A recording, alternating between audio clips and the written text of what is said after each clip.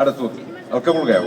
Una flor, una princesa, un sol, una lluna, un entrepà de xoriço, una pizza, el que vulgueu, dibuixeu el que vulgueu.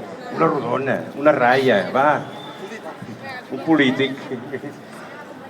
El que vulguis, va. Una floreta no la sabràs fer? Un què? Un núvol, vinga, un núvol. Un núvol ben xulo. El teu nom, has de firmar aquí baix. Com que treballem tots dos, hem de firmar tots dos. Es tracta de fer un dibuix a mitges. Júlia, no m'ha accentuat, Júlia? Ai, ai, ai, ai, ai, ai, molt bé. La Júlia ens ha fet un núvol molt xulo. Amb aquest núvol què li farem? Mira, farem un animalet d'aquests que hi ha aquí, en un poble que hi ha aquí a prop, que es diu Guissona. Un animalet. Aquest l'indultarem, que s'escaparà.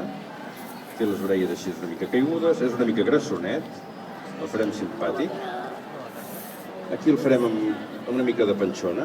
Ja sabeu que aquests animalets, els porcs, són gruixuts, són gordos, vaja. Aquí li farem un braç, l'altre braç, aquí l'altre braç. Molt bé, és un porc simpàtic, amb calces curtes, farem unes calces curtes.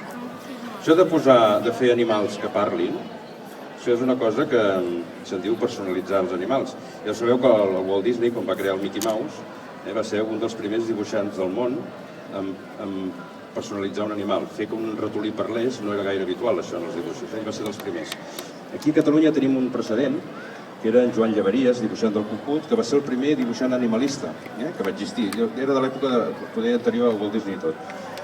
I van ser els primers a fer que els animals parlessin. Ara farem que parli un porc, d'acord? Molt bé, ja tenim el dibuix més o menys embastat. Ara apretarem una mica més, les celles ben gruixudes, i de seguida el tenim fet. Farem una mica gordo.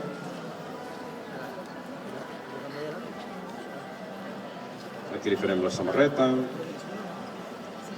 Ja veieu que primer hem fet això, 4 ratlles, important per saber una mica les proporcions, les mides, el volum. Si no ens agrada, borrem o rectifiquem sense por. És important no tenir por a equivocar-se, perquè si no, no aprendrem mai. Equivocar-se va molt bé per saber un altre dia què és el que no s'ha de fer.